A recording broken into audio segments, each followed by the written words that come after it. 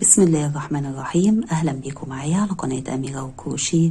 في فيديو النهارده ان شاء الله هنشتغل مع بعض مفرش كروشيه صغير شكله حلو جدا ورقيق وما بياخدش وقت ولا بياخد خيط. المفرش هنا عبارة عن 8 سطور بس، يعني سهل جدا وسريع في شغله. انا من فترة نزلت مجموعة مفارش على صفحتي على الفيسبوك اميرة وكروشيه، وفي اخوات كتير نقوا المفرش ده وطلبوا مني اعمله فيديو. لو عجبتك الفكرة وحبيتي نطبق كل فكرة على القناة مفرش صغير يكون شكله حلو وسهل في الشغل، قوليلي في التعليقات وانا ان شاء الله كل فترة اختار مفرش يكون شكله شيك وسهل في شغله ونطبقه مع بعض. المفرش هنا ممكن تعتبريه مفرش، وكمان ممكن تعمليه كوحدة تشتغلي منها مفرش وحدات بالمقاس اللي انت عايزاه. هيبقى شكل المفرش رقيق جدا وهيبقى سهل كمان في شغله. هنا انا اشتغلت المفرش بخيط غزل رقم 6 وابرة مقاس 4 للستانلس، طلع طول القطر فيه 15 سنتي، وطبعا مقاس المفرش هيطلع حسب سمك الخيط اللي هتشتغلي بيه.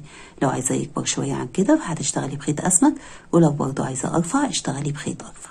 اهم حاجة تشتغلي بالابرة المناسبة لسمك الخيط. يلا بينا نبدأ مع بعض ان شاء الله في تنفيذ المفرش. نبدأ بسم الله الرحمن الرحيم. اول حاجة بتعملي عقدة البداية وبتشتغلي 8 سلاسل، 1 2 3 4 5 6 7 8.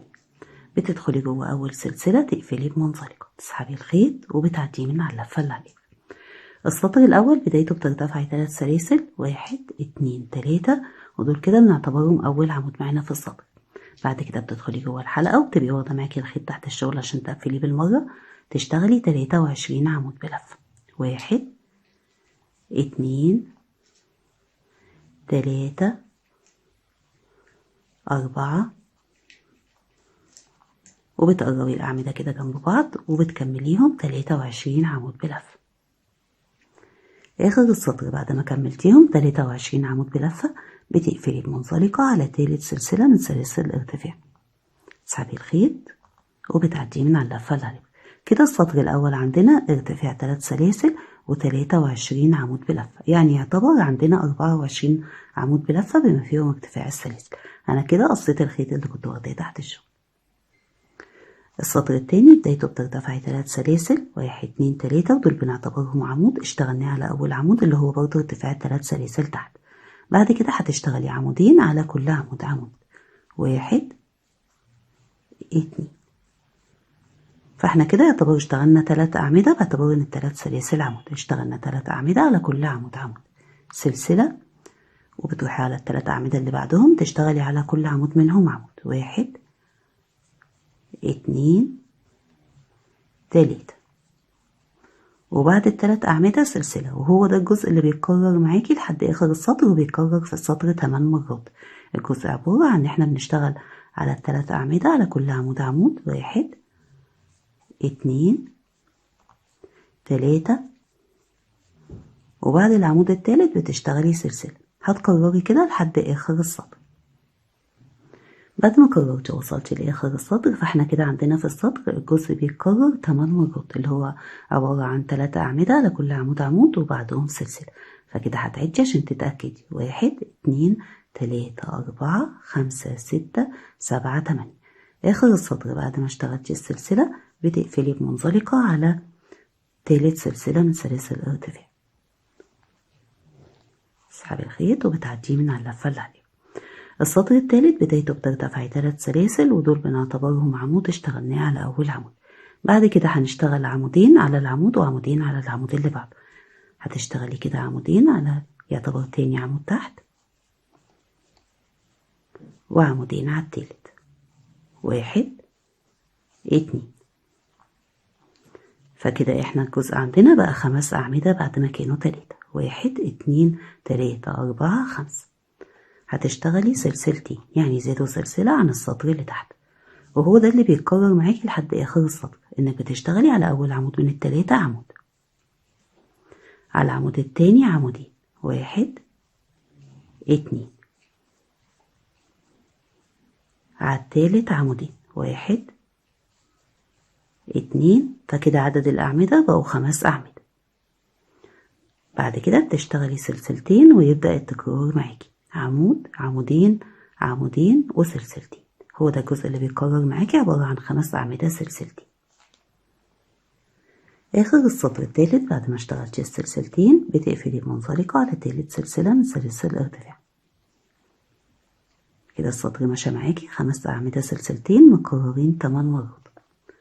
السطر الرابع بدايته بترتفعي 3 سلاسل باعتبارهم عمود اشتغلناه على أول عمود، واحنا هنا هنشتغل على أول عمود عمودين، فهتدخلي جوه تالت سلسلة اللي بنعتبرها عمود، فهتشتغلي عليها عمود، فكده يعتبر اشتغلنا على أول عمود عمودين. بعد كده بتشتغلي 3 أعمدة على كل عمود عمود، 1 2 3، وعلى آخر عمود اللي هو الخامس بتشتغلي عمودين، 1 2، فكده زاد معانا عدد الأعمدة وبقوا 7 باعتبار إن ال3 سلاسل أول عمود، 1 2 3 4 5 6 7 وسلسلتين، يبقى الجزء هنا عبارة عن 7 أعمدة سلسلتين. هنكرر، هتشتغلي على أول عمود عمودين، 1 2، بعد كده 3 أعمدة على كل عمود عمود، فكده 3 4 5. على العمود الخامس بتشتغلي عمودين، فكده 6 7. بعد ال7 أعمدة بتشتغلي سلسلتين، وهو ده اللي بيتكرر معاكي لحد آخر السطر 7 أعمدة سلسلتين. آخر السطر الرابع بعد ما اشتغلتي السلسلتين اللي بعد آخر 7 أعمدة بتقفلي بمنزلقة على تالت سلسلة من سلاسل الارتفاع.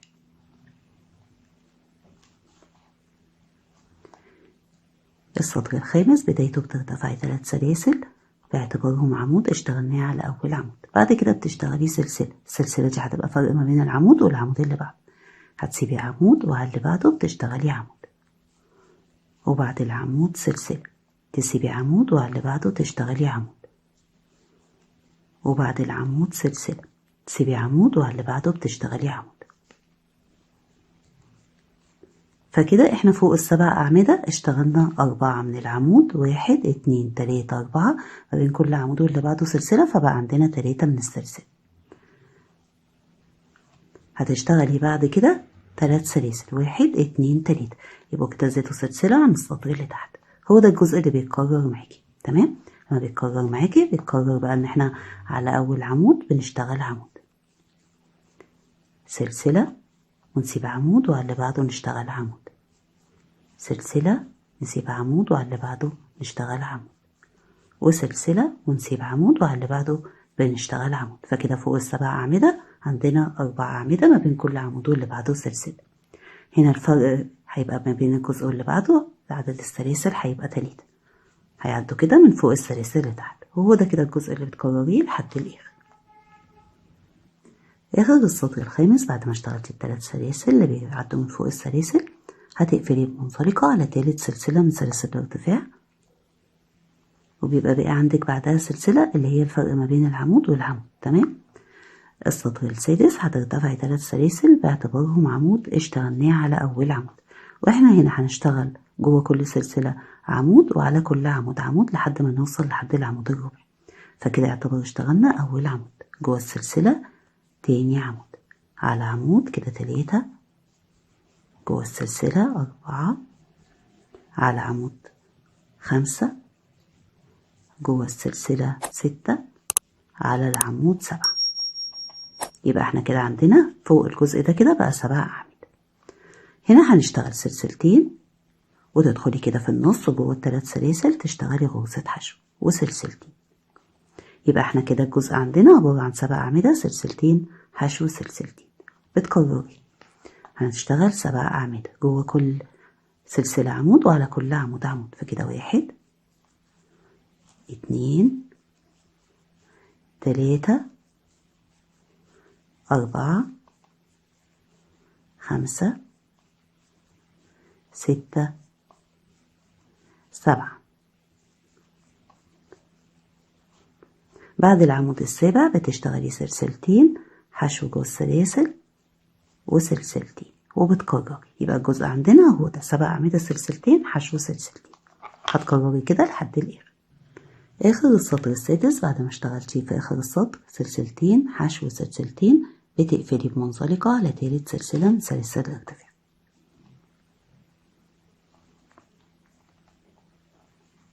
ده كده شكل السطر معانا.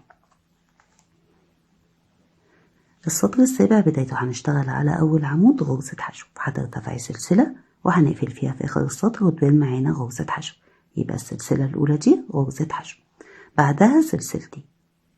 هتسيبي أول عمود والتاني وعلى التالت اللي هو رابع عمود عندنا تحت هتشتغلي عمود وسلسلة، ترجعي تشتغلي عليه تاني عمود وسلسلة، ترجعي تشتغلي عليه تالت عمود.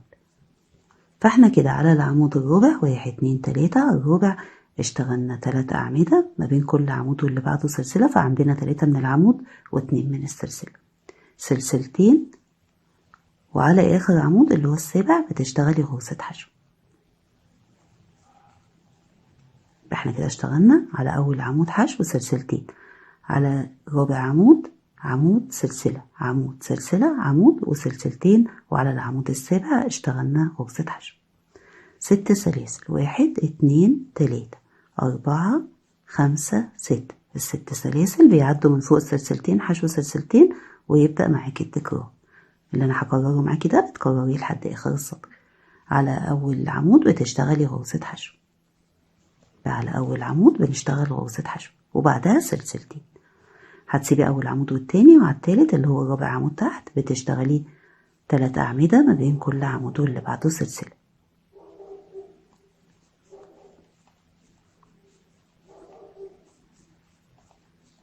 كده اشتغلنا 3 من العمود و2 من السلسلة، سلسلتين، وعلى اخر عمود اللي هو السابع بتشتغلي غرزة حشو. فكده الجزء عبارة عن حشو على اول عمود سلسلتين، 3 أعمدة ما بين كل عمود واللي بعده سلسلة على رابع عمود وسلسلتين وحشو على السابع. بعد ما بتشتغلي 6 سلاسل 1 2 3 4 5 6، ويبدأ معاكي التكرار بانك بتشتغلي غرزة الحشو على اول عمود وبتكرري اللي اشتغلناه من اول غرزة الحشو اللي على اول عمود لحد ال6 سلاسل. هتكرري كده ونرجع نكمل. اخر السطر السابع بعد ما اشتغلتي اخر 6 سلاسل بتقفلي بمنزلقة على السلسلة. احنا هنا هنقفل بمنزلقة جوه اول سلسلة زي ما انت شايفة كده، وبتبان معانا انها غرزة حشو اشتغلناها على اول عمود. تمام. السطر الثامن وده اخر سطر معانا. تمام. هنشتغله في الجزء ده كده بأعمدة عليها غرز بيكو. تمام. يعني هنشتغل أعمدة عليها بيكو حشو عليه بيكو بالطريقة اللي هتشوفيها عشان يدي شكل حلو لنهاية المفرش. أول حاجة احنا هنشتغل غرزة حشو على غرزة الحشو، فبترتفعي سلسلة والسلسلة دي بنعتبرها غرزة حشو اشتغلناها على غرزة الحشو. بعد كده بتشتغلي سلسلتين، على أول عمود بتشتغلي غرزة حشو عليها بيكو، فبتشتغلي في الأول غرزة الحشو وبعدين بتشتغلي 3 سلاسل وبتقفليهم بمنزلقة بالطريقة دي. بتدخلي على اللفتين بتوع غرزة الحشو وتسحبي الخيط وتعديه من على اللفة اللي على الإبرة بمنزلقة. الدايرة الصغيرة دي اسمها غرزة بيكو، بتدي شكل جمالي لنهاية الشغل. هتدخلي جوه السلسلة تشتغلي نص عمود. النص عمود بيبقى عندك 3 لفات كده بتاخديهم ال3 مع بعض. كده اشتغلنا نص عمود. بعد كده بتشتغلي عمود بلفة، يبقى احنا جوه اول سلسلة اشتغلنا نص عمود عمود بلفة. على العمود التاني هتشتغلي عمود بلفة عليه غرزة بيكو، فبتشتغلي عمود بلفة و3 سلاسل وتقفلي كده، تدخلي على الطرفين بتوع العمود تسحبي الخيط وتعديه من اللفة اللي على الإبرة بمنزلقة، وكده اشتغلتي غرزة بيكو على العمود. بعد كده بتشتغلي جوه السلسلة عمود بلفة نص عمود. تمام. وعلى العمود اللي هو التالت بتشتغلي غرزة حشو عليها بيكو من 3 سلاسل، من 3 سلاسل 1 2 3، تقفلي كده بمنزلقة بالطريقة اللي انت عرفتيها خالص. تمام. يبقى احنا كده اشتغلنا في الجزء ده على ال3 أعمدة اللي ما بين كل عمود واللي بعده سلسلة. على العمود اشتغلتي حشو عليها بيكو من 3 سلاسل، جوه السلسلة اشتغلتي نص عمود عمود بلفة، على العمود التاني عمود بلفة عليه بيكو، جوه السلسلة رقم 2 عمود بلفة نص عمود، وبعد كده اشتغلنا على العمود التالت غرزة حشو عليها بيكو من 3 سلاسل. فكده في الجزء ده عندنا 3 من غرزة البيكو. تمام. بعد كده بتشتغلي سلسلتين 1 2، واحنا عندنا في الجزء ده هيبقى عندنا 9 غرز حشو. اول غرزة حشو منهم بتشتغليها على غرزة الحشو اللي اشتغلناها على السابع عمود. بعد كده بتشتغلي 7 غرز حشو جوه السلاسل، فبتشتغلي كده 1 2 3 4 5 6 7. فكده بقى عندنا 8 غرز حشو. اشتغلنا واحدة على غرزة الحشو و7 جوه السلاسل. غرزة الحشو التاسعة بتشتغليها على أول غرزة حشو في الجزء اللي بعده. فكده الجزء ده كده عندنا فيه 9 غرز حشو، 1 2 3 4 5 6 7 8 9، وهو ده الجزء اللي بيتكرر معاكي من أول السلسلتين لحد 9 غرزة حشو. احنا عندنا الجزء ده بيبقى عالي لفوق، فانتي زي ما انت شايفة كده انا عملته ازاي كده، بترفعيه لفوق بالشكل ده عند العمود كده اللي هو عند تاني بيكو، بتلاقيه بيعلى معاكي لفوق. وبرضه انت بعد ما تخلصيه بتكويه كده على ظهر الشغل، لما بترفعي اللفة لفوق كده اللي هي الأعمدة اللي عليها البيكو رقم 2 بتعلى معاكي بالشكل ده عشان تديكي الشكل اللي شفتيه في أول الفيديو. هنكرر، يبقى التكرار عندك هيبدأ من أول السلسلتين اللي بعد ال9 غرز حشو. بتشتغلي سلسلتين 1 2 على أول عمود، بتشتغلي غرزة حشو عليه بيكو من 3 سلاسل.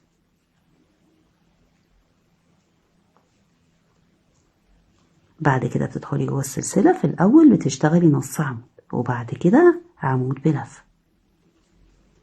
على العمود بتشتغلي عمود بلفة عليه بيكو من 3 سلاسل.